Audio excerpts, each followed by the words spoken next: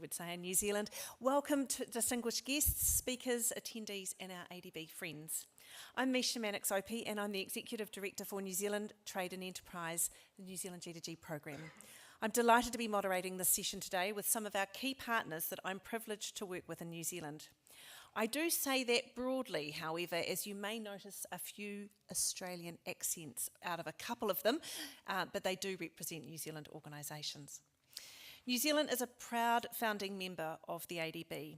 We are collaborating partners with the ADB through our donor contribution and also through a partnership agreement that our G2G program at New Zealand Trade and Enterprise signed with the Southeast Asia Regional Department of ADB last year. A key focus in this partnership is in food security. New Zealand has a population of 5 million people, but it produces enough food to feed 40 million people a year.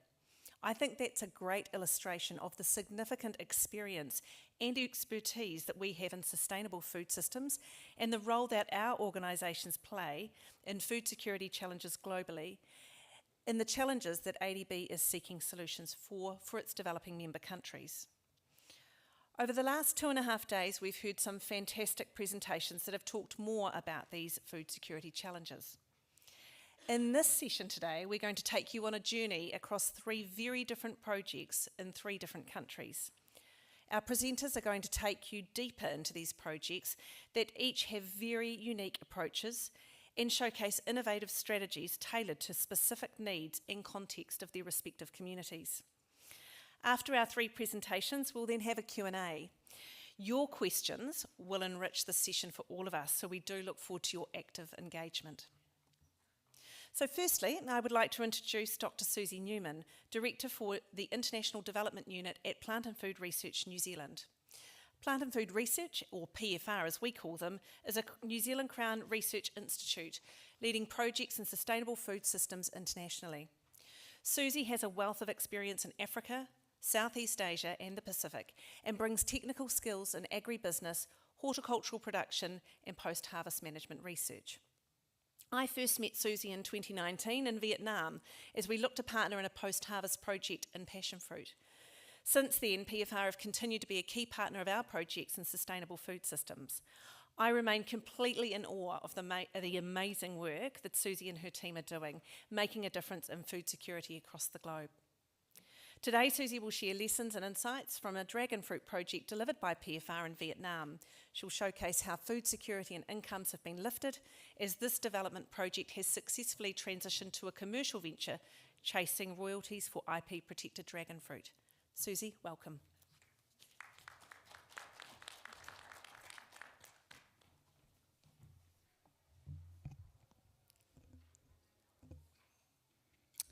Kia ora, and it's great to be here today, and thank you to Misha for a lovely introduction. Can I please have my slides up?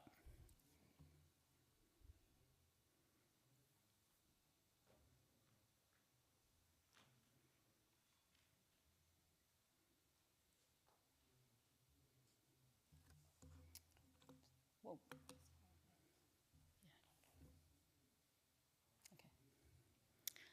All right, so as Misha said, today we're going to look at one of our flagship programs in Vietnam, which we commonly call the Dragon Fruit Project. But before we do that, I thought that I would just give a little bit of an introduction in terms of what Plant and Food does, what our International Development Unit does, and we're going to do that by way of a video. So if I could have the video up now, please. Thank you.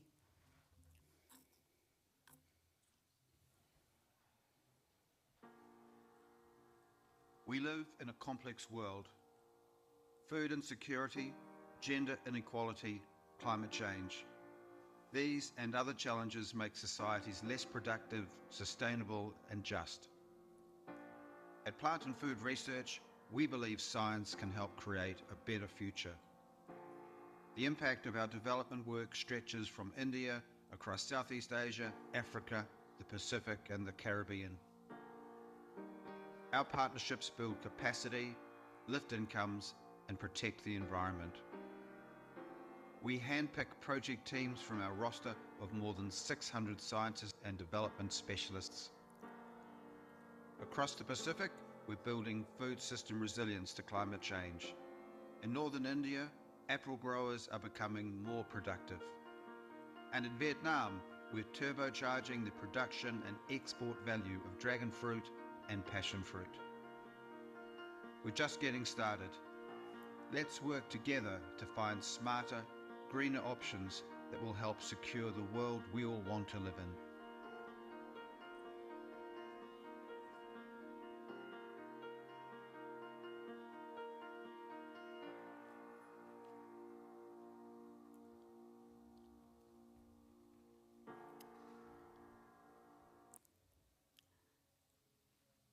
Thank you. If I can go back to my slides now. So, as we said, we're going to do a bit of a journey across Vietnam, Cambodia, and Afghanistan. And we're going to start in Vietnam, and specifically around the Dragon Fruit Project. But before I launch into that project, I just want to kind of say that Vietnam has been quite a central country in terms of some of the work that we've done. And it's really about those strengths of partnerships that we have developed over a number of projects. We've probably worked in Vietnam for 20 plus years, and we've worked with a number of partners from government to private sector and other organisations. So we are looking, some of those partners we've worked with for 20 years, but we're looking to add more partnerships as we go. If we look at the type of projects that we've done, we've worked right across the horticultural sector, from some high value export crops in terms of dragon fruit, passion fruit, and also avocados, really looking to develop and build the sector there. But we have also worked in vegetables and really looking more at the kind of food safety and also ensuring that you're getting good, nutritious, quality vegetables delivered to market. So that's been another one of our focus. So dragon fruit. So this was a partnership. It was funded by the New Zealand International Development Corporation. And we had two main partners here, the Southern Horticultural Research Institute and Sg-afnr, the Sub-Institute of Agricultural Engineering and Post-Harvest Technology. And so we built teams of scientists from amongst these institutions.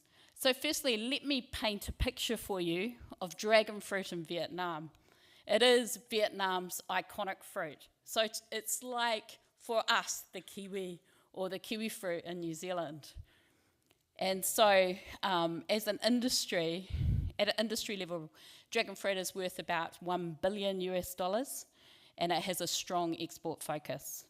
But smallholder farmers typically produce the crop with 0.5 of a hectare of land or less. So it's really based on the smallholder industry. Today, the industry is truly facing headwinds as it's highly reliant on Chinese markets, and border closures that happened during COVID-19 and then an increase in production in China have really led to a domestic oversupply and increased impetus to look at markets further afield. So innovation will really be the key to successfully navigating these and other headwinds. So our project went right across the value chain. So from the development and commercialisation of new varieties to the production of the crop and then the post-harvest management as well. So I'm going to start with the production factors. And as we kind of entered into the program, canker of dragon fruit was becoming a real problem. And we thought that some of the early data that we saw from Malaysia, it looked like it potentially could devastate the industry.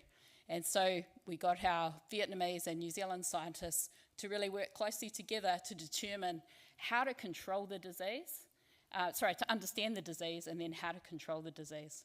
And thankfully we were able to get this under control and to get it managed relatively easily. And you can see here that as a result of that, instead of ineffective fungicides being applied, that actually we reduced chemical use by 30%. We also looked at how the fruit was produced and how to increase the productivity of the orchards. As we said, they're very small orchards, and so you want to really maximise the productivity from those orchards. And so we focused a lot on the production side, and on the left here, you have got the traditional way of growing dragon fruit as a mop top, which is kind of like an upturned broom. And on the right-hand side, you've got a T-bar type system that we introduced that not only improves yield, so you get about a doubling of yield, but also results in improved quality of the fruit. So those were some of the innovations that we looked at on the production side, but really then it was about taking it to the orchards. And so we had a number of demonstration growers who really trialled the new technologies, innovations, and then they were able to share their experience with other farmers. And I think this was one of the key ways in which the changes in the way dragon fruit is produced really were taken up. We also looked at how to get the fruit to those new markets. And Viet Nam actually sends dragon fruit to about 30 different markets, but sometimes they have phytosanitary barriers that they need to overcome. And so we focused on 2 areas. The first was in terms of temperature management of the crop and looking at what is the optimum temperature to store dragon fruit in order to get that extension and shelf life so that it can go to more distant markets. And the second area was around development of washing technology so that you could clean up those bracts on the fruit and that they were able then to go into new markets. As those of you familiar with dragon fruit will know that it's a delicate fruit, and so we kind of looked at different technologies that would enable it to be able to easily cleaned. But a key part of the program, and this is probably what I really want to focus on in terms of one of the innovations, was that we were looking at the development of new varieties that maybe had different flavour profiles, different skin colouring or flesh in the flesh, and also that were canker tolerant for production. And so we were looking at really both developing these varieties but then also commercialising these varieties. And one of the things that we really wanted to test within this was whether or not that would then lead to royalties for our Vietnamese partners that they could then invest in future research that they needed to do on other crops within Vietnam. So this program ran for about 10 years, funded by the New Zealand International Development Corporation. Plant and Food Research also co-invested in the variety development because we will also share in those royalties as they come forward.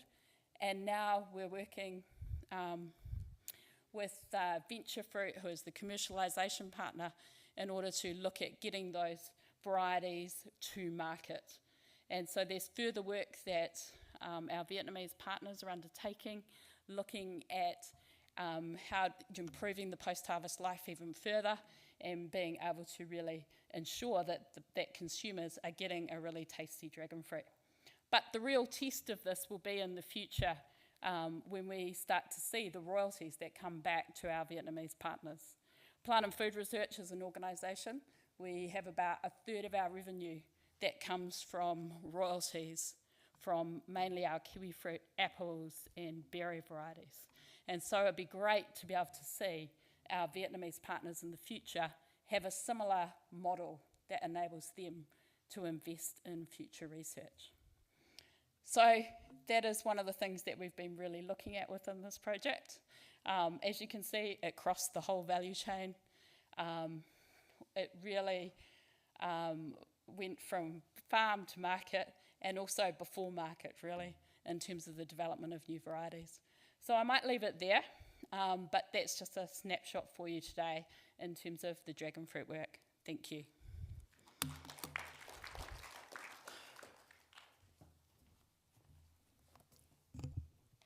Thank you, Susie. And I could see a few recognition of the challenges of the delicacy, or the challenges of working with dragon fruit. There are a few nods in the room. Look, I'd now like to introduce Gus Davidson, a former agricultural CEO. Gus is Prime Consulting International's Group Operations Director. He's designed and implemented over $250 million in agricultural development programs globally since 2011. But from 2011 to 2015, Gus led the implementation of New Zealand's government-funded Afghanistan agricultural support program in Bamiyan province, where one of the significant projects targeted wheat seed quality improvement. When I spoke to Gus about this presentation opportunity only about a month ago, I was enthralled not only about his passion for this project, but also the considerable complexities that had to be addressed throughout this program. In fact, I was almost late for my next meeting because I kept asking Gus more questions. So before I start that again, I would like to ask Gus to come up and speak with us now. Thank you.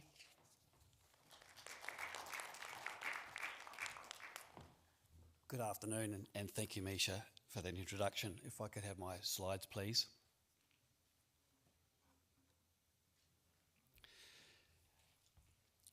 As I'm sure everyone in this room is aware that wheat, rice, corn or maize, depending on where you come from, provide about 2/3 of the world's staples and obviously are crucial for global food security.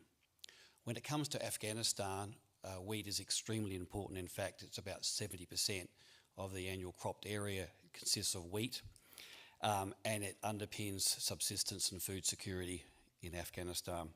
Wheat is grown in every province and every farming system in the country, and it singularly underpins calorific intake for just about every Afghan. They do purchase a bit of rice, but by and large, wheat underpins their entire food security. So when it comes to food security, as Misha said in the introduction, the New Zealand aid program, with some funding from the United Kingdom, developed a two-phase, 6-year development program based in the rural province in the Central Highlands of Afghanistan in Bamiyan. The program was known as the Agricultural Support Program, and apart from the wheat aspect, which I'm going to do a deep dive into, it addressed the core issues associated with Bamiyan's mixed farming system. So that comprised of the cash crops as well as livestock production systems. When we're thinking about Bamiyan, it's a difficult part of the world to operate. It's extremely mountainous. It's located in the Hindu Kush mountain range. The mountain tops there go beyond 7,000 metres, nearly 8,000 metres. I lived there at the lowest point, which is about 2,500 metres for work every single day, beyond 3,500 metres. There's only about 77,000 hectares of arable land.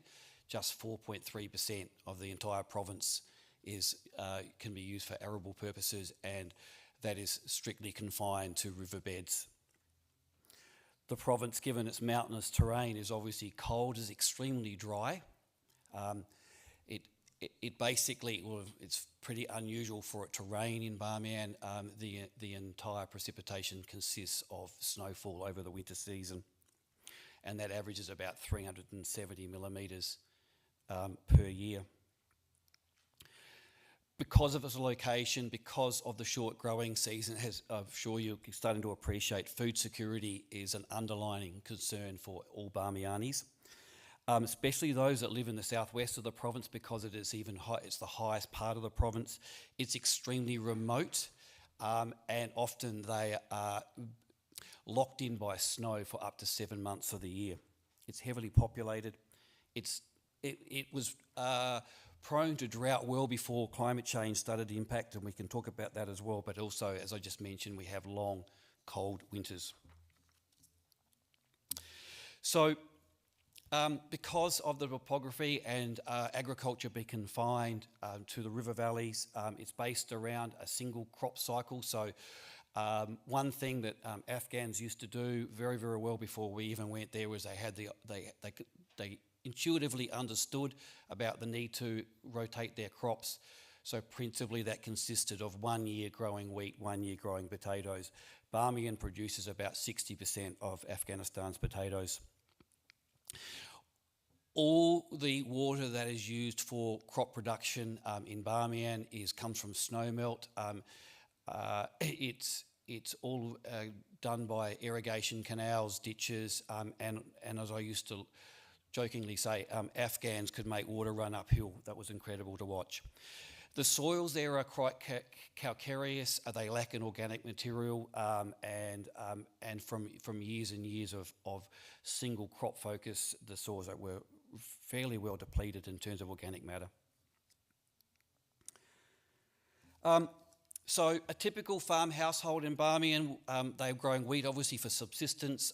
It's used for bread purposes of making bread, obviously, and in a typical scenario, depending on where you live, you would produce enough wheat to last you 5 to 7 months of the year. After that, of course, then you're stepping into the market to purchase food for your household, and that comes from other crops such as potatoes, shown here.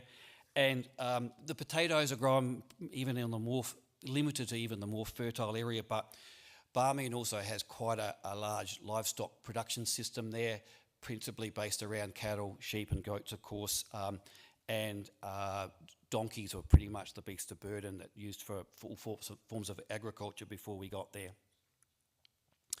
So focusing now and narrowing down on what we've done with the wheat quality improvement program, which is a core component of the ASP,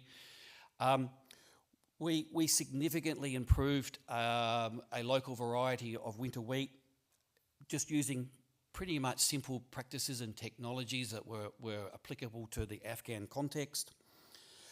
Over a 6-year period, we increased wheat yield by near on 200%, and to the astonishment of many of the farmers we work with, and we're going to get into a little bit of detail about that in a second. But so I guess the question is, given the dramatic increase in wheat yield over such a short period of time, how do we do that? Well, it consisted of a number of concurrent activities that sat beneath a wheat quality improvement strategy, which we developed and put that in place. And one of the first steps that we did was we developed and put a comprehensive farm mechanisation program. So we worked with 64 cooperatives, and with every one of those cooperatives, they put up 50% of the value of the tractor. The tractors were purchased from Lahore in Pakistan. We did that deliberately because the tractors came from, so to speak, just down the road. That therefore meant spare parts were readily available, and most importantly, the tractors were appropriately sized for the small parcels of land that they needed to cultivate and work on. Many of the tractors came with implements, grader blades, mobile ploughs, tines, those sorts of things. And then with the money that these cooperatives had put up as 50% of the purchase, we held that money in trust. And then the cooperatives over time, when they became more confident with the tractor, and they could then draw back on those funds to purchase new implements and other types of equipment, such as mechanical wheat threshers and the like.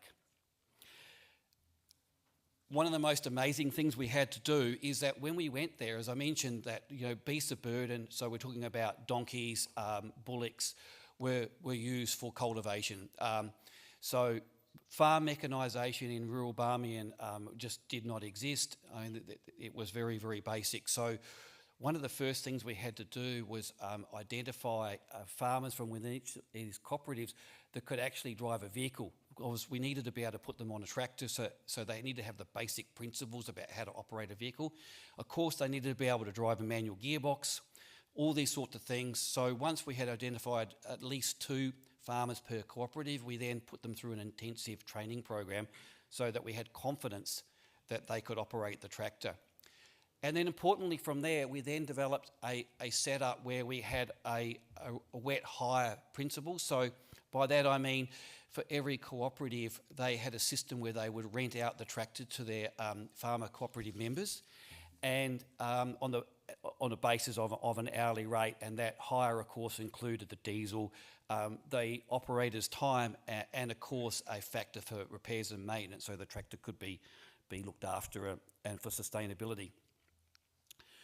As I mentioned, wheat is grown from snow melt, is all provided by irrigation water. So one of the most beneficial things that we had fitted onto the front of many of these tractors was a grader blade. Such a simple thing, but so important, because it then enabled farmers to be able to use mechanisation to clear out irrigation ditches, irrigation canals, and as part of that, we had to train them on how to not only use the tractor, but then how to operate the grader blade, how to tilt the grader blade so that they could clear their irrigation ditches. And of course, the time-consuming aspect to that is obviously demonstrable.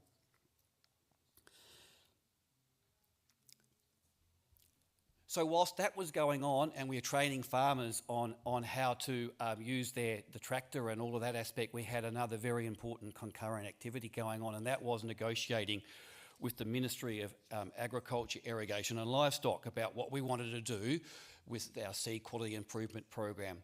This was a very, very important aspect because there was a seed law which we were legally obligated to follow, but it just simply did not work in the Barmian context. And it didn't work in the Barmian context because of the extremely short growing season, and so the available varieties were just not suitable for such a short growing season. Particularly the official Afghan seed breeding program was based around spring wheat, whereas we were absolutely certain when we got there that a winter wheat variety was going to be the preferred variety to be growing in Barmian. And the other reason, important reason that this particular seed law that underpinned the wheat breeding program for the country didn't work was that the breeding centres where farmers needed to go and purchase their seed were in geographically remote parts of the country, principally in the south or the north. And so that meant for a smallholder farmer based in rural Barmian in the mountains, the sheer logistics, the tyranny of distance to go and purchase this seed and get it back to their farm was just too difficult. So once we had permission to step outside of the formal framework, we then engaged the services of Lincoln University out of New Zealand, who brought some wheat breeding expertise to the program and assisted us with putting our improvement program in place. One of the very first things we did is just to confirm what we strongly suspected, we grew trials comparing spring wheat and winter wheat and confirming that the yields with winter wheat were indeed higher than spring wheat. We confirmed that, and we then identified that a locally available variety, Sol 02, sometimes known as Sol 2002, was the most suitable winter wheat variety. With Lincoln's assistance, we also identified a gentleman shown in that photograph there called Saeed Mahboob. Saeed is a global wheat breeding expert, but he's an Afghan guy who at the time was living in New Zealand quite by chance. So we engaged the services of Saeed Mahboob, and using him, as I'm sure everyone appreciates, was completely understandable because being a wheat breeding expert that was born in Afghanistan, he had the ability to A, travel there, B, he could speak the language, but most importantly, he could simplify what would be, for a smallholder Afghan farmer, reasonably complex language into some local terminology and dialect that they could readily understand. With Lincoln's assistance, we then developed these hedgerow trials. So this is where we went about improving the quality of the wheat. So we grew hundreds, literally hundreds of trials across the entire area of operations where we worked, from up in the north right down to the south of the province. And every major valley that we worked in, we grew wheat to prove to local farmers that this wheat variety was the right thing for them. For those of you who don't know about what a hedgerow trial is, what we do, we would grow the wheat, and then we would go through and we'd handpick individual heads of individual plants that were the most highest yielding. And then what we would do, then you would select that seed, and then you would multiply that up again the following year, and we did that year after year to improve the yield of this particular wheat variety. So these trials ran over years. We put a market systems approach in where we empowered local cooperative leaders, if you like, early adopters, where the community recognised a particular farmer as being a leader in their community, and then they were then incentivised to then multiply that seed up. So we originally disseminated the improved seed from these hedgerow trials into each of these cooperatives. Farmers were identified, and then they grew that wheat up for then further distribution amongst their own cooperatives. Extremely time-consuming process. Of course, where they're producing one cow a year or one crop a year on a single crop cycle basis, it takes multiples of years. But the increase in wheat yield was evident in later years. The other concurrent thing we did, there was multiple strands of this program, was the farm extension program, the crop husbandry aspect of growing wheat. We produced a poster, which is there on the screen. This particular poster was huge in real life. We printed many of them, well beyond just the target population that was within our cohort of farmers. We wanted every Barmiani farmer who grew wheat to be able to get their hands on this. So this particular poster, not only did it remind farmers what they needed to do, but importantly in terms of the crop cycle timing, what they needed to do when they needed to do it. So it covered everything in this particular poster, covered everything from farm mechanisation, as I've mentioned before, land preparation, seeding rates. So one of the problems we had in the initial days, quite surprisingly, is Afghan farmers used to put too much seed, so the germination rate was throttled back because there was just too much seed in the soil. So quite a bit of effort there trying to get farmers to understand that less seed is better. We had to educate farmers about the need to put fungicide on as a seed treatment before sowing. We also needed to educate them about the use of fertiliser. Fertiliser, pretty much apart from animal-based manure, was just not used at all. But not only did we need to educate them about the use of fertiliser, but we needed to educate them about the timing and the application rate. We needed, of course, cover all these obvious things like removing of off types. In the industry, the term is called roguing, but basically that means that you're trying to get a pure stand of wheat. So if there's any rogue type seeds in there that have germinated, to pull them out, as well as, of course, weeding. Irrigation, again, as I mentioned, given that the crop is grown only using irrigator water, we had to get on top of appropriate irrigation measures for farmers. Quite surprisingly, Afghans at the time were generally overwatering their young wheat crop, and then of course waterlogging the soil and stifling germination. And then of course at the end of the season, when the crop most needed the water, there was insufficient water in the irrigation system. So one of the things that we ended up doing was we built 20 check dams. For those of you who don't know what a check dam is, it's a small dam that you put across a watercourse in areas where there's snow melt, and the check dam holds back the snow melt and makes it available for later in the year, just exactly when the crop needs it. As you will imagine, we ran numerous field days, dozens and dozens of field days all over the province.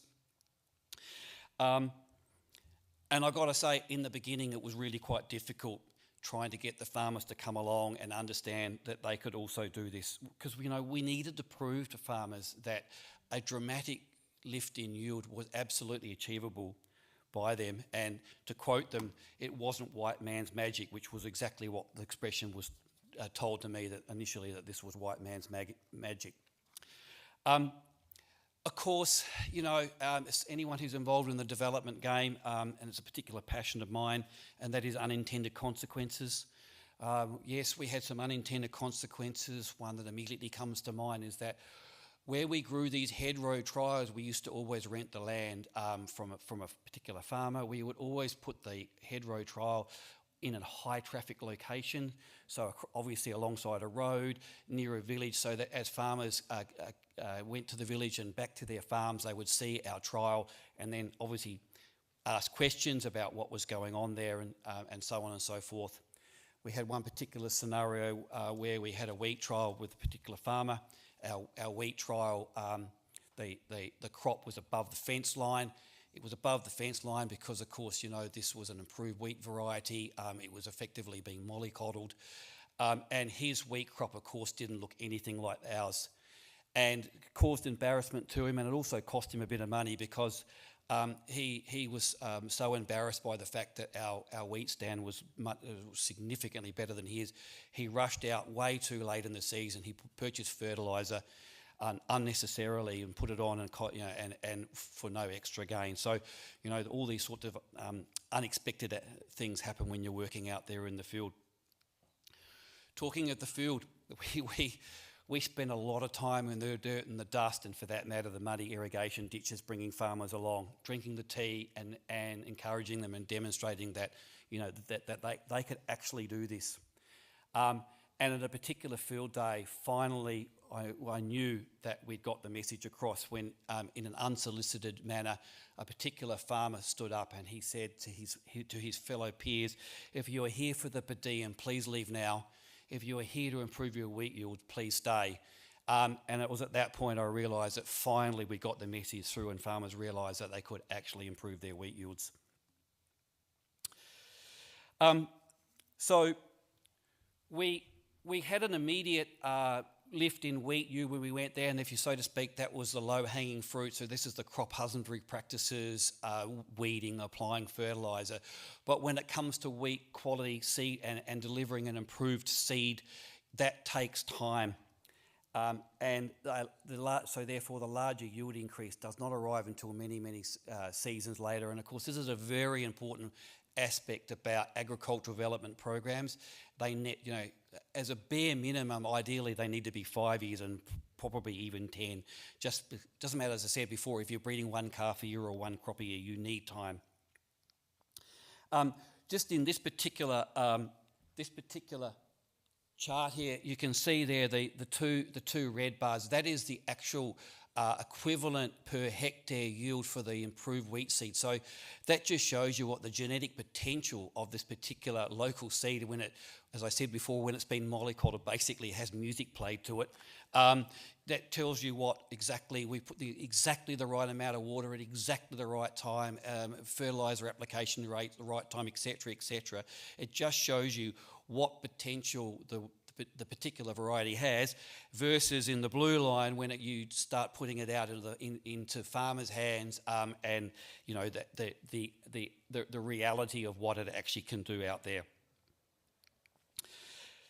So, in closing, I'd just like to circle back to the key objective of this forum and of course the program for which I've just been discussing, and that is by implicating really truly unsophisticated practices and technologies, and most importantly, implementing a comprehensive communication and engagement plan, a strategy, if you like, to ensure farmers took the journey to success with us. That was probably, you know, something that we really had to focus on.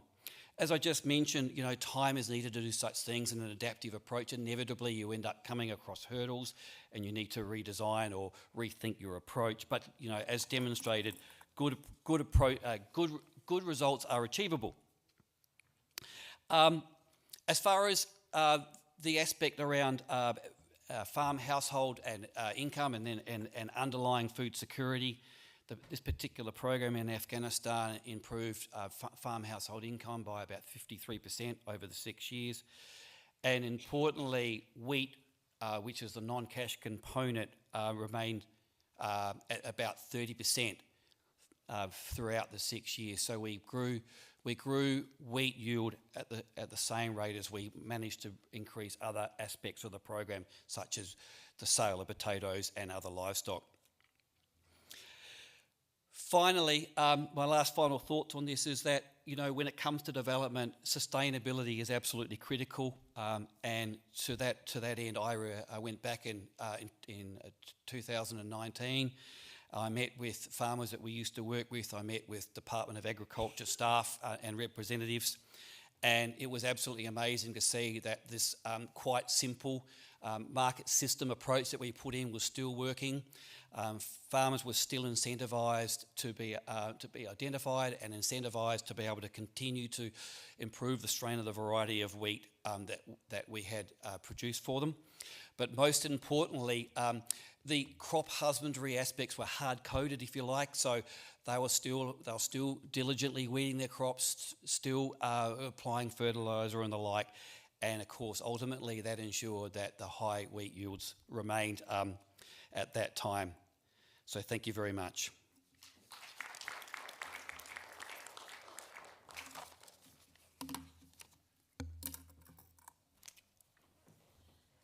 Thank you, Gus. Not only was that an amazing story, but those images were fantastic. I hope you enjoyed seeing those as well. It really brought to life the challenges, but what beauty your project took part in, so thank you. Lastly, but not least at all, I'd like to introduce Dr. Steph Montgomery, who's a Program Manager for Asia and Africa at New Zealand's Plant and Food Research. Steph is Cambodia-based and manages a range of horticultural development projects in India, Myanmar, Cambodia, Viet Nam and Kenya. These involve crops including apples, avocado, passion fruit and a range of vegetables. She has more than 20 years' experience in international development, working in agronomy and specialising in conservation horticulture for broadacre, rain-fed and irrigated farming systems in Australia and Southeast Asia. Quite often when I'm trying to reach Steph, she's somewhere in the highlands of Vietnam or in the hills of Himachal Pradesh. So thankfully for us, this week she's decided to spend some city time with us here at ADB. So welcome, Steph.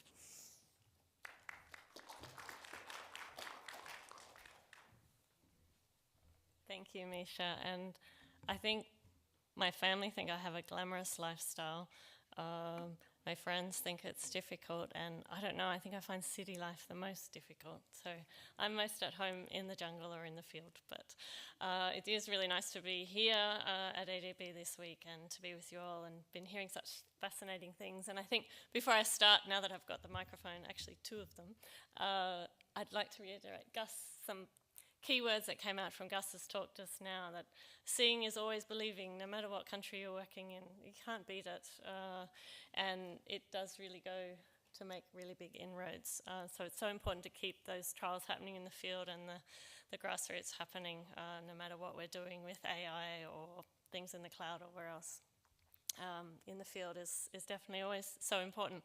And I think it's always like adaptive research is where we're at. You have to adapt, and at the moment we are in the second year of a passion fruit project, passion fruit value chain development in Viet Nam, and I don't know how many times we've used the word adaptive research, especially lately, where it's quite difficult for some of our partners to actually implement adaptive research when they're quite constrained often within a structured framework within the bounds of their country and their government departments. So we are working through that with our partner institutes, and we are progressing together to get this more adaptive research model into being, because we find it so useful and so impactful.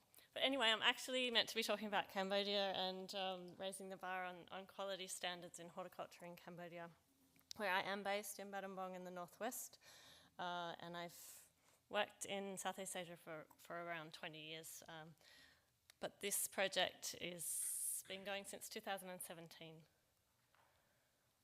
So just going to run you through the project, which we're in our extension phase now, so we have 1 year left to go, and it really was looking at improving horticulture quality standards from more that vegetables in leafy greens and cabbages and that sort of thing, but we have also diversified in the crops being implemented within the program. So we'll just run through the program, and these are the components of it and some of the key points of it. There's quite a lot going on, so we won't have time to go through it all.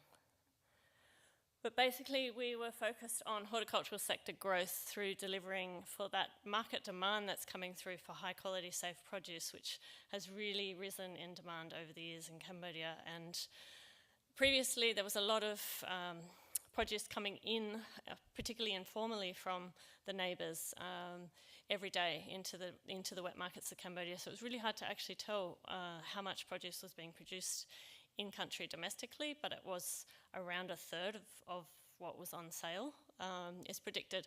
And over this course of this project, it's managed to sort of flip, and it's more like 2/3 produced in country and 1/3 being imported. Not all due to our project, of course, many synergistic things happening in Cambodia, but we like to think we've had some impact on that. What we were looking at is really increasing the incomes of these vegetable farmers. We were based initially around Phnom Penh, smallholder farmers, very small, sometimes 1/4 of a hectare, sometimes 1 hectare blocks, and hard to eke out a living sustainably, and increasing the employment in the hort sector and the demand for local produce and recognising that it's safe vegetables. So there's a large food safety and post-harvest component to this project. As well as working quite innovatively, this project was designed to work with pilot supply chains and to work with the private sector, whereas it was funded by the New Zealand government's Ministry of Foreign Affairs and Trade as part of the aid program. And traditionally, it's not, they don't partner with private sector directly, but in this instance we did, but also government. So we had a lot of actors in the supply chains happening in this project. So the diversified components at a glance, the market linkages in those pilot supply chains, which I'll show you in a moment. Bear in mind this photo here is one of our high-low rain-out shelters, we call them, protected cropping structures that, for those of you around yesterday, I talked a little bit about this.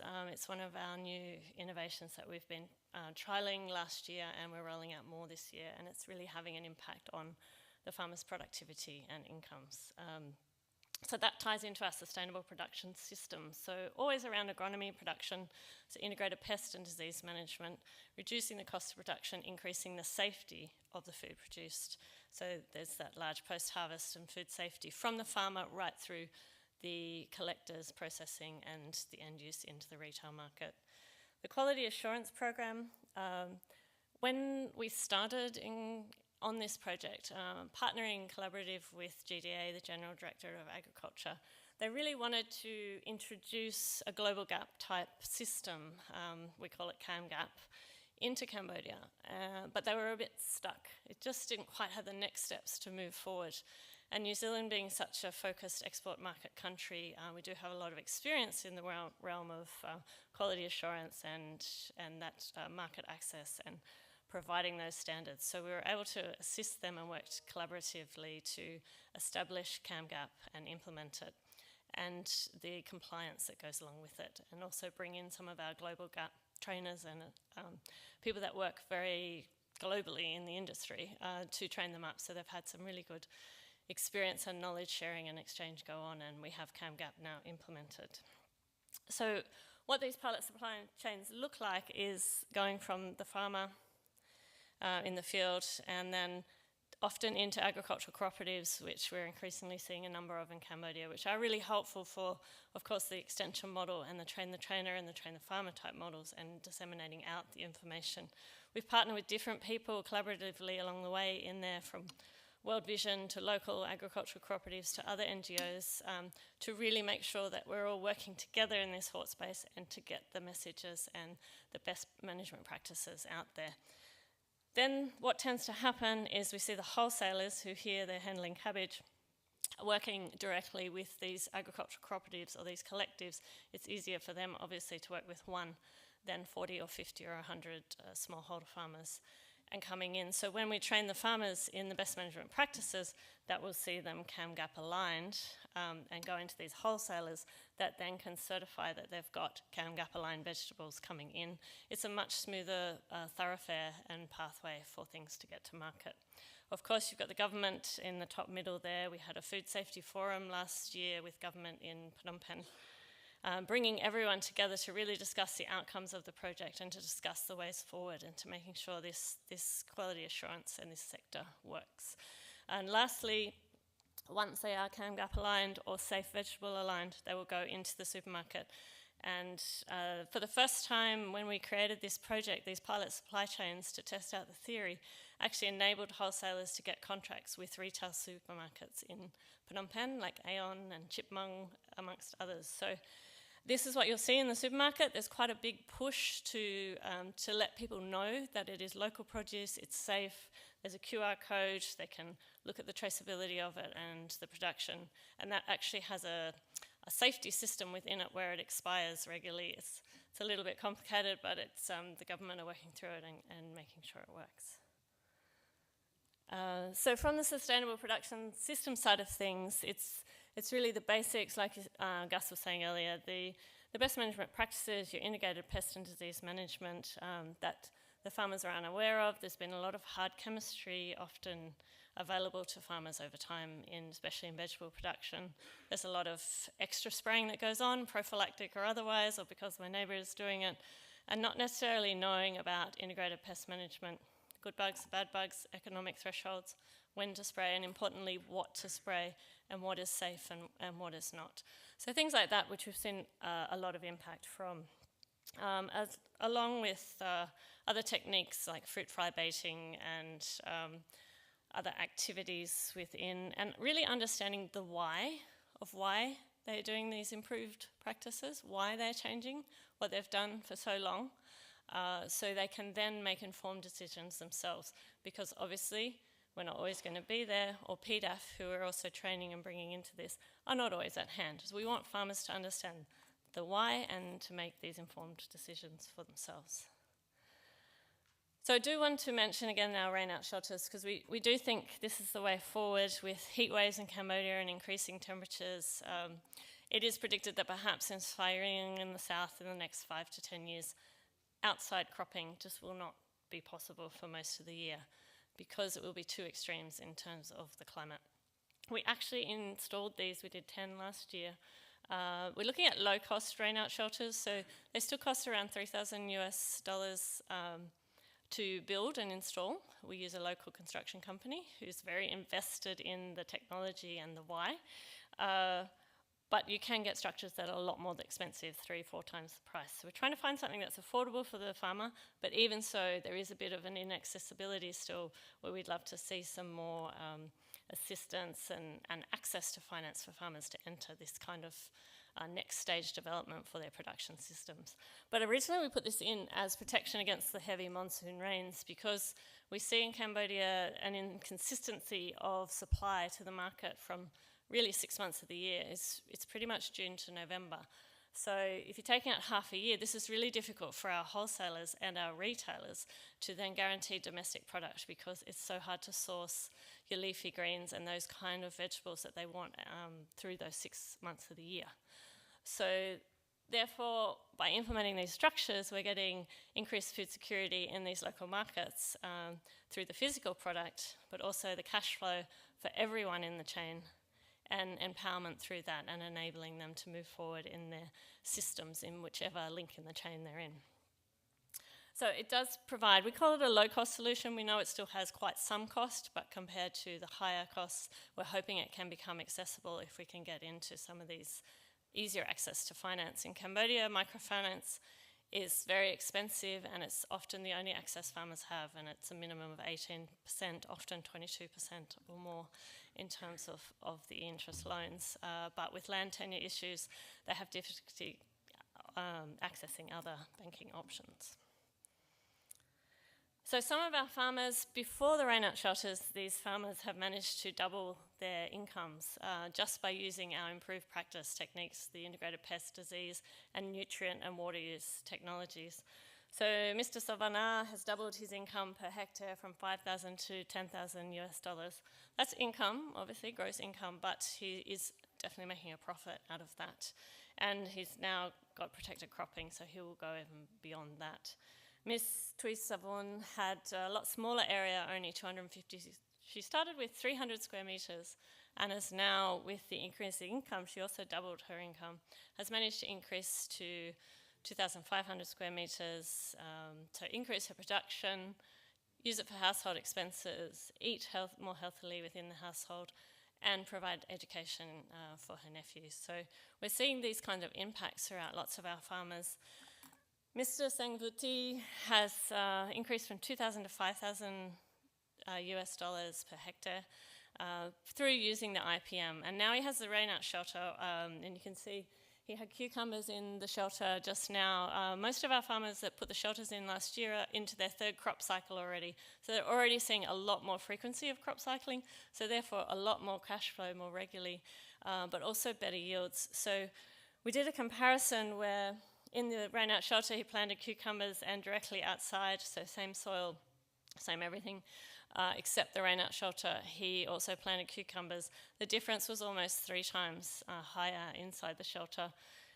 This is in the dry season, and the virus and powdery mildew infections, actually it wasn't in the dry season, sorry, it was in the wet season, were really high outside the shelter and have been drastically reducing the yields. And by having this shelter, he is a lot healthier. He only used 1 fungicide, and then he's got 3 times the amount. So he's really happy, and people like this will look to expand further. And what we love seeing is the farmers are also trialling their own kind of shelter as well. We have some now lining up 3 in a row.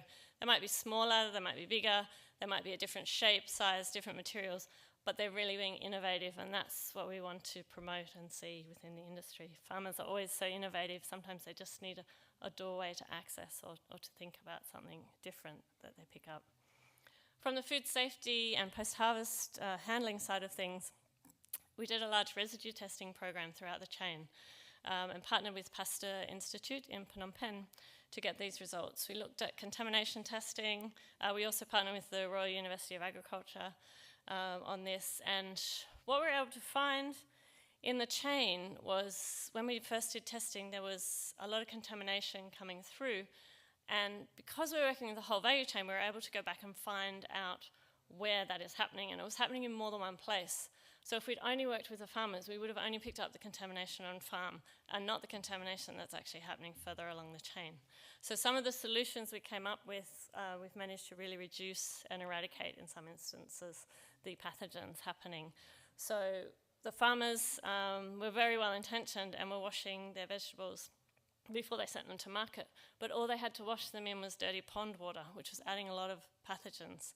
They also tend to cut and pick and lay on the ground, on the dirt. These were beautiful vegetables growing up erect with no dirt or pathogens, and then they were getting a lot of pathogens and going to market. So simple things like the processes of how do we keep our vegetables clean. And then in the market, in the pack house, you can see here, this was a human-centered design gradiated washing table that we came up with through the project, partners together trying to find a solution, because we just weren't getting them clean enough. So this goes through the stages where you wash. There's 4 to 5 sinks depending on which pack house you're in, and the water goes one way and the vegetables go the other, and it gets cleaner and cleaner. So really simple things that you can implement. These are small-scale pack houses. They don't have a lot of mechanisation.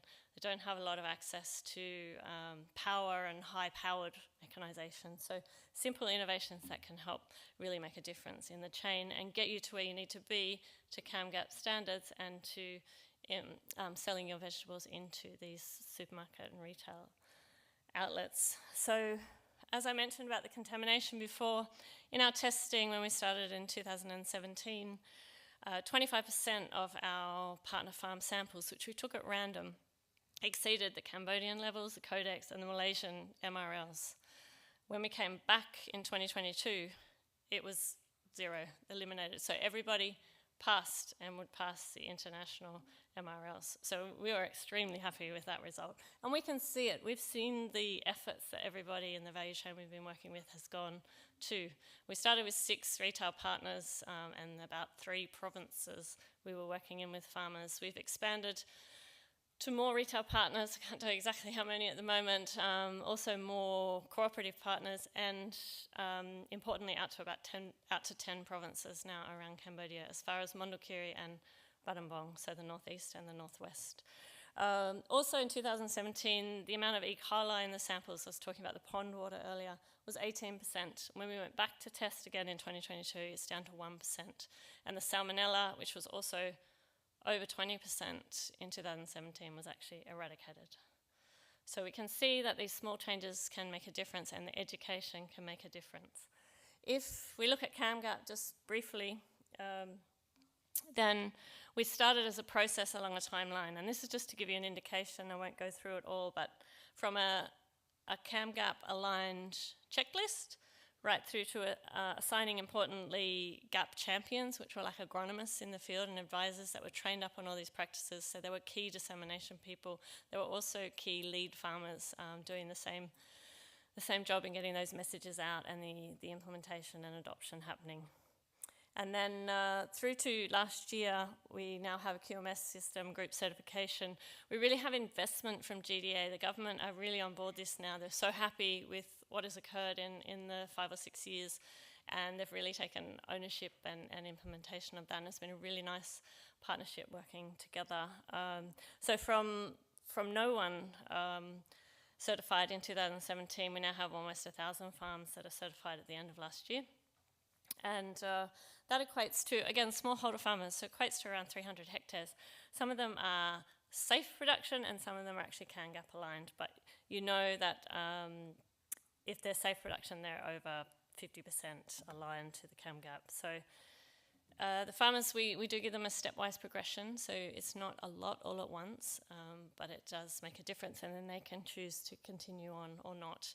The issue we are seeing is that whilst we're getting a lot of improvements in the chain, if I just go to the right-hand side here, you can see that one of our retail partners, one of our wholesale partners pays 10% premium for CAMGAP aligned or safe vegetables on a conventional product. And another one pays 450 Cambodian reals per kilo, which is around 11 or 12 US cents a kilo. But the farmers are actually saying it's not enough, and I would agree with them. It's not enough to warrant them renewing their GAP certification. At the moment, they're subsidised in this through our project, but we only have 1 year left to go. So what do? They want to grow healthy, safe vegetables. They want to enter retail markets. They want to have this certification, but the reward is not there for them yet to actually justify it. So I think this is one of the issues we've been talking the last few days about repurposing subsidies. I think important things like this, that's going to really lift the standard of the market, but the onus is on the farmer. I would question where the onus needs to be. Anyway, so basically a few numbers. Over the period of this project, we've trained over 50 agronomists, over 80 post-harvest operators, and over 2,000 farmers. And that number is growing all the time. Our team is very active. Importantly, the net incomes of our farmers from implementing our best management practices, and this is not including the rain-out shelters, it's just the production practices, sustainable production practices. It rose from what was $400 on our baseline US dollars when we started to $1,200 US dollars. So it's tripled per annum in that time, in 5 years. The labour rate in the pilot supply chains is also over doubled, and we wanted to see more equity within the labour in Cambodia is always an issue about daily rates. And 81% of our CAMGAP compliant farmers, we've already talked about how to have the price premium. So the CAMGAP has been really successful in enabling this supply chain to work together and to develop, but we still have a long way to go. There's still a lot to do. Just to finish, I think it's just really nice to highlight, it's very obvious that better practices make better farmers, but it's really nice to hear from the farmers and what they think about the project. And 82% of the farmers that were surveyed reported that they feel they've become a better farmer.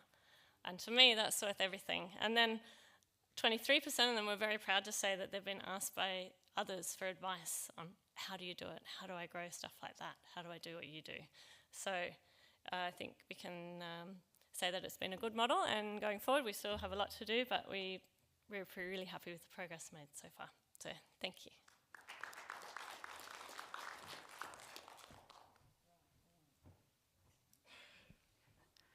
Thank you, Steph. Loved the stories of the farmers there when you put those slides up to show in real terms how your project's impacted their lives, so thank you. We've now got some time, I think. We were trying to keep our presenters within the time frame so we could have some questions from the floor. And as I did say earlier, questions from the floor enrich the session for all of us. So we'd love some questions from you all, or if you've got any for the team. Otherwise, I do have a few up my sleeve, but we'd love to have your ones rather than my pre-prepared ones. Does anyone have any questions? And if you do, please go up to the microphone and just introduce yourself before you ask your question. Thank you. Good afternoon, everyone. Fantastic session. So my question goes to Angus with regards to how you did it in Afghanistan, mentioning poor soil quality. So double the yield, even with poor carbon content of the soil, but everything else except for the genetics was different. So if the soil was in a much better condition, like in regen practices, what do you think would be the scenario? Thank you very much. Yes, thank you for that excellent question. Unquestionably, the soils were lacking in organic matter. So we, and not trying to hide it, we had to put significant chemical-based fertiliser on there. That was the only thing that we could do. As I mentioned in my presentation, farmers had been traditionally putting farmyard manure from their livestock, but that was way insufficient.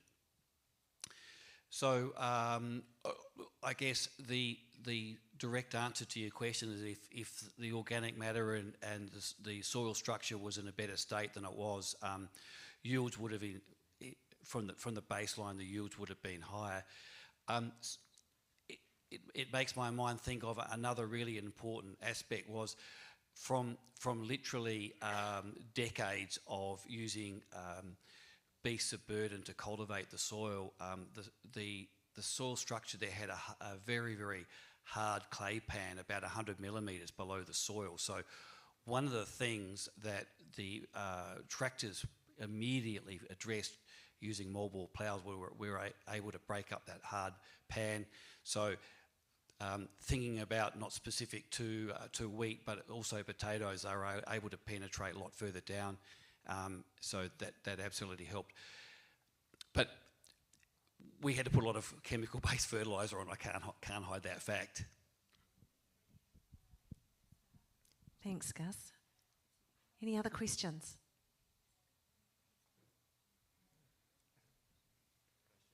Yes, please come forward.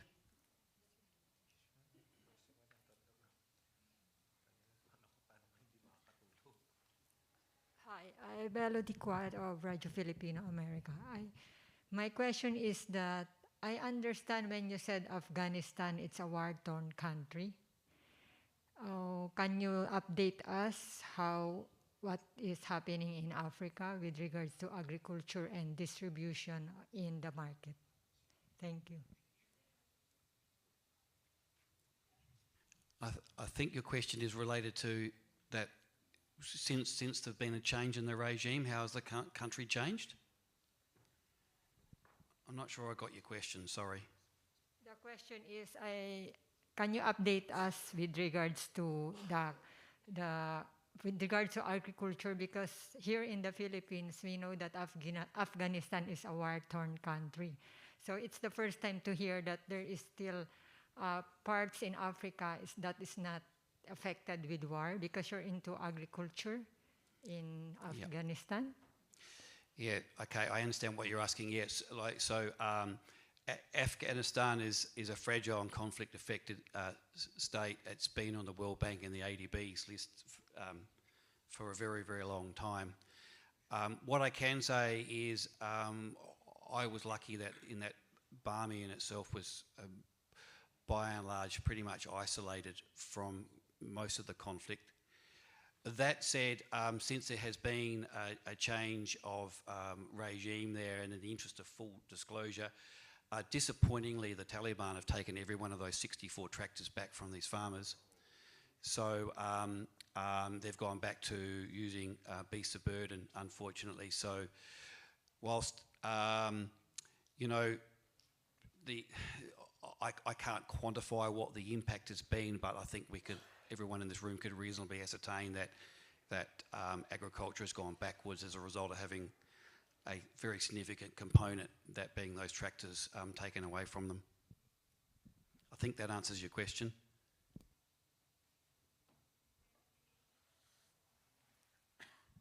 Hello, I'm Krishna Joshi from Nepal.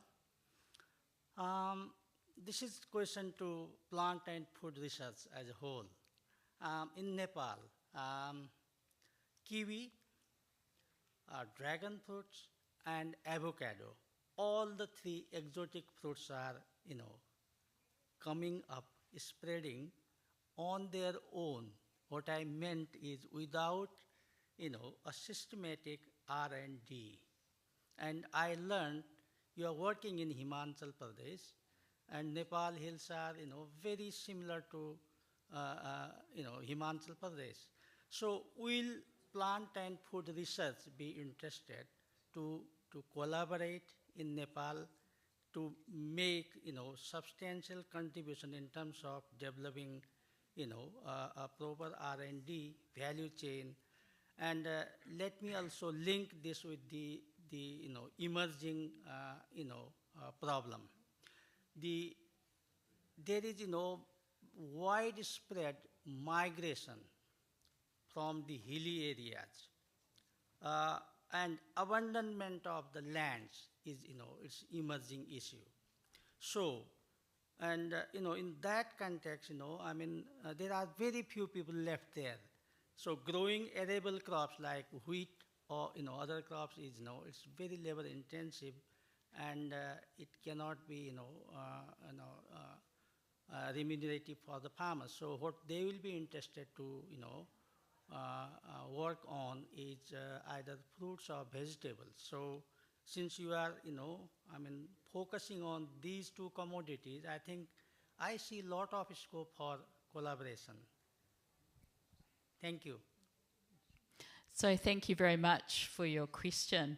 It's interesting that you talk about Nepal, because it is a country that we have actually been looking at what some of the opportunities might be there for plant and food research to support some of the industries there.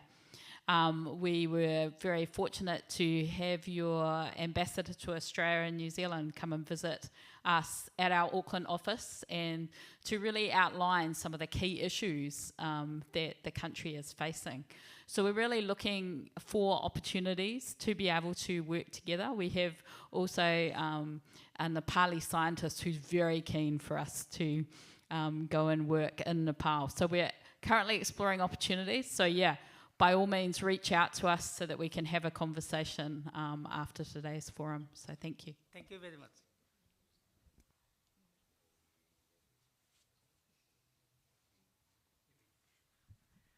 I'll go ahead. I'm Don Pala from Food League Advocacy Cooperative. My question would be, well, many of these projects do take time. Some of them actually take 15 years or beyond. That's from our experience. But let's talk about exit strategies. What will give you confidence to actually say goodbye to these communities forever? What are your concrete indicators that, okay, it's time to move, next community? Thanks.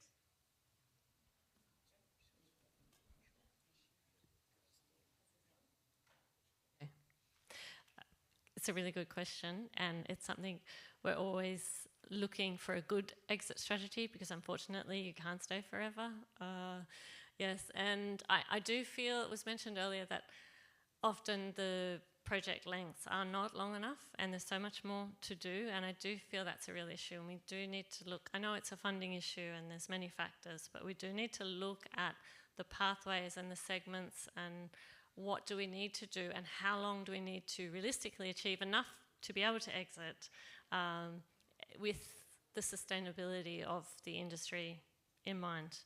I think that COVID actually bought us some time in terms of cementing in the reality for the people on the ground. In terms of, if we look at Kenya, for instance, we've just finished a 10-year avocado improvement industry project there. And it's a really large crop for Kenya. We were in the Central Highlands, but now it's expanded to very much Western Kenya and beyond. And it wasn't ever meant to be 10 years, but having it 10 years, because COVID allowed us to extend it, we came back after that time away, and the farmers and the extension people and the government people realised that what we had been going on about before and what we'd been working together for to a point had come to reality, and they could see the fruits of the labour. It was the same in Himachal Pradesh. After being away for 2 years and coming back, then the farmers were like, oh, our apples are so much better now. Your pruning was much better. Like, oh, we actually do want to adopt your mechanisms. Maybe sometimes you need that hiatus or a little bit of a downtime and a phase to come back in again for some reflection, review, and another phase of implementation. When you're working with perennial type crops particularly, you need that time factor. So I do think time is our enemy in many of these projects, and we need a way to do it better. One way in Kenya that we did was, again, it was the first PPP that New Zealand government and aid program ever invested in, and we partnered with a New Zealand-based avocado oil processing factory, but they had factory in Kenya and Tanzania.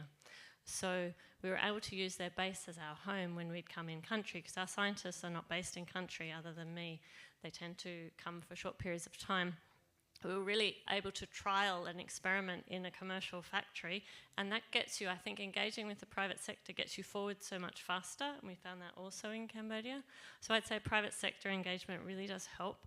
It's a reality check, it's a feedback loop that's really fast. Sometimes governments are significantly slower in their feedback loops for many reasons. So I think private sector engagement helps keep a project relevant and cohesive. I also think you need to implement the government in there to have the longevity and the sustainability. So again, in Kenya, our largest problem was phytophthora root rot of the avocado trees, killing a lot of the trees or stunting their growth and reducing productivity severely. Also, the farmers have to turn around and buy the trees again once they're dead, you know, within 18 months. So we implemented high health nursery schemes that were phytophthora free. Very simple, very pragmatic solution again that can be implemented by the industry on the ground at low cost. It just requires health protocols. And with that, so that's a co-investment that we did, co-investment with NGOs, implementing co-investments with private sector in Kenya, local Kenyan businesses. But then the element of government comes in for independent testing. And whilst this project is just finished, we're still having a hand in trying to make sure we've trained the government staff. Everybody understands the importance, the need for this independent testing. We've just got one little leg to go to actually get them to start doing it. And they've committed to doing it, but you need that random independent testing authority to come in to make sure a nursery is still compliant.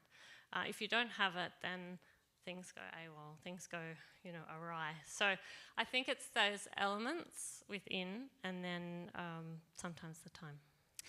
I might just pick up briefly there, following on from what Steph is saying there. I think it's also about really looking at, so in both the Kenya avocado project and right now in our Cambodia quality hort project, it's looking for who are those partners who can actually take things further on. And so in Kenya, it was really ensuring that some of the models, the technology that we'd developed was embedded in other local agencies there so that they could continue to develop those particular models, for example, so that they will stand the test of time. Because otherwise, you know, we create all these wonderful innovations within projects, but if they don't then have others that take them on, then it's going to be very difficult to have to make a sustainable difference. And I think in Cambodia now, as we are we're into the final year of that particular program, it's really looking at identifying what are those exit strategies to enable things to be truly sustainable. I'd summarise it as when the market system is working. It's as simple as that. Then it doesn't even be very complex. Then it's time to leave. Nice short answer there, Gus. Next, thank you. I'm Stefan Wise, Alliance of Biodiversity International and CIAT, one of the CG centers. There is the exit strategy that you're just talking about.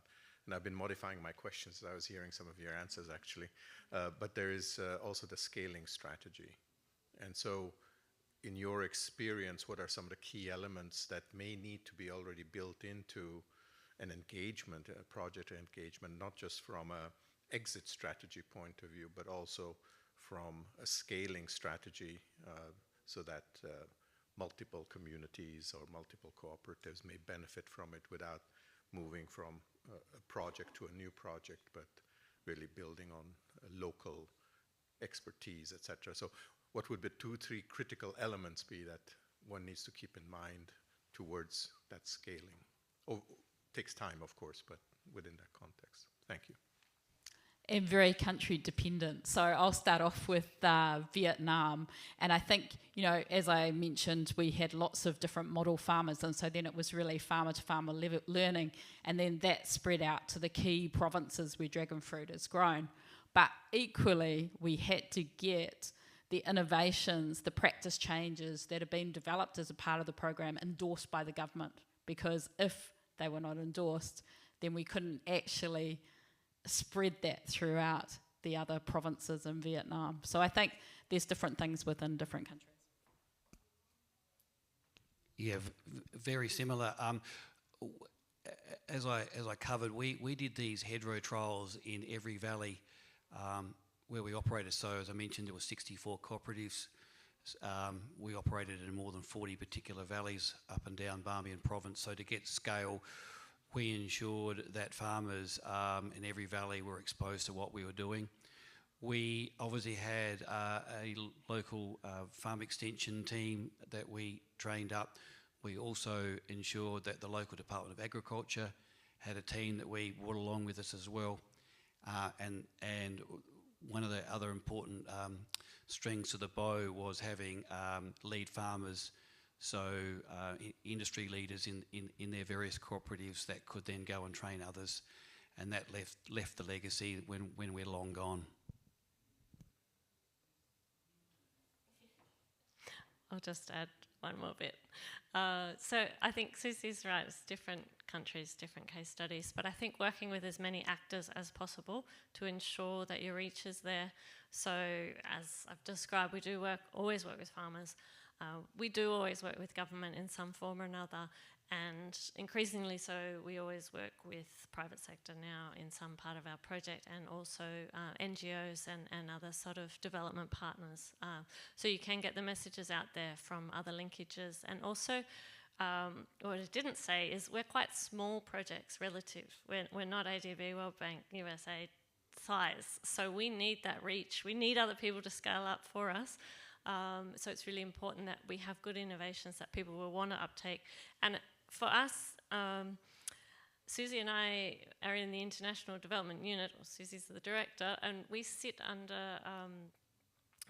partnerships and growth is one of the divisions. So that's what it's all about for us, partnerships. So we do make sure we build those key relationships, and then we have good science to back it up, and people want to roll that out. I think in India, you see one thing we did, the adaptive research again. We're doing these field days, and maybe over 100 farmers sometimes would turn up. We're in very steep terrains doing, orchard management practices for apples, and all the farmers want to see. It's difficult for them to see. They're holding up phones and they're videoing to make sure they can record, take it home and practice at home, or do whatever they want with that information. Some of them were doing Facebook Live videos and uploading them. They're very shaky and whatnot, but we were amazed when we looked at them later. We'll send some links. They were getting up to, and sometimes over, 30,000 hits. Like, the amount of smallholder farmers in India is, immense. And for apples in Himachal Pradesh, there's 110,000 smallholder farmers. We can't reach them all, and I don't think whatever scale up you do can ever reach them all without great expense. But social media can. So that is a big part. And then we went on to we adapted and went on to create 14 formal topic-relevant short videos, and it was a World Bank funded project on Himachal Pradesh Horticultural Development Project, so they had their own website, but again, that's a limited reach. So finally, we found a mechanism in which they could create a YouTube channel and upload those videos. We also made more informal ones at lower costs that were relevant, as well as the farmers are all spreading the messages. So I think social media has a big part to play these days as well.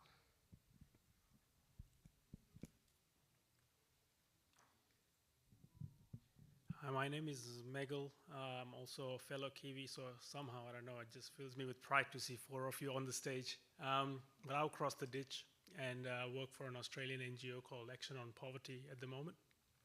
My question is twofold. One is, you mentioned, Susie, you're looking for partnerships. Can you please elaborate on what that is? And the second is, in 2 of the projects, it seemed like you went and did post-project monitoring a few years after. I mean, this is music to my ears. This is phenomenal to see, but actually a bit rare in our sector. So I'm just wondering, like, how you get the funding, or how you get donors on board to put that as part of your project plan. Thank you. I'll start on the partnerships question.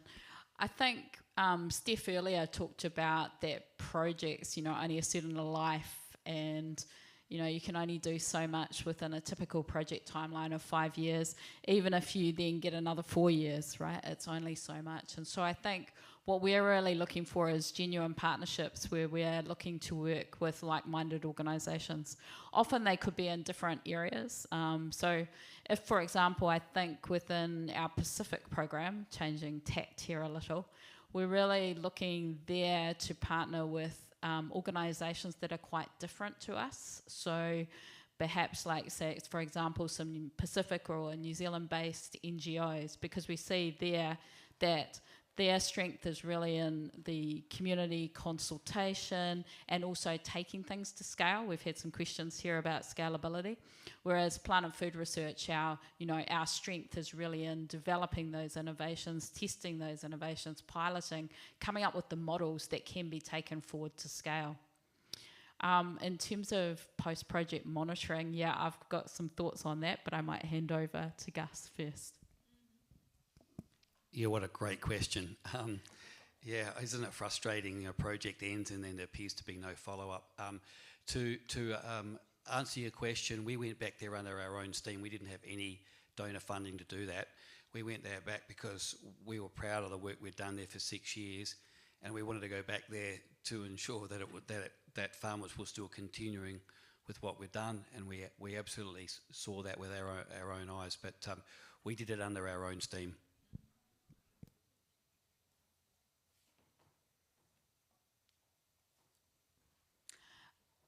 For us, like for the Dragon Fruit project, we have the potential to do potentially more monitoring in the future because we're still engaged, right, in a different way.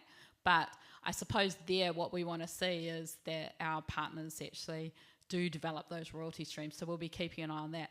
But if I think about another project in Samoa, where we were looking at tara market access to Australia, we really want to know, we really want to follow that and see that there is impact, because that chain was opened. But so you'd be talking about going from 0 to whatever, but then it's looking at that. But I think some donors do go back and do enable project leaders and also then evaluations to take place 5 years post-project, but I think it's still a very rare thing. And so, yeah, we would definitely like to see more of that. Thank you. And as I can see the doors sort of opening and closing at the back there, I think that's going to bring our session to a close. I really appreciate the questions. As I said, the questions enrich the session for us all, so thank you. We've travelled across continents and we've delved into the hearts of 3 remarkable projects here today, and we've witnessed firsthand the incredible diversity of the approaches that you can take to food security. So as we bring to this session to a close, I just want to extend a heartfelt thank you to our presenters for their passion and their dedication, and I think your stories have really inspired us today and reminded us of the power of grassroots initiatives in driving really meaningful change. So our journey doesn't stop here though, does it? As we return to our little corners of the world, we need to continue to champion the innovative solutions, amplify the voices of those people that are most affected, and really work together to ensure that there's a future where no one goes hungry. So thank you.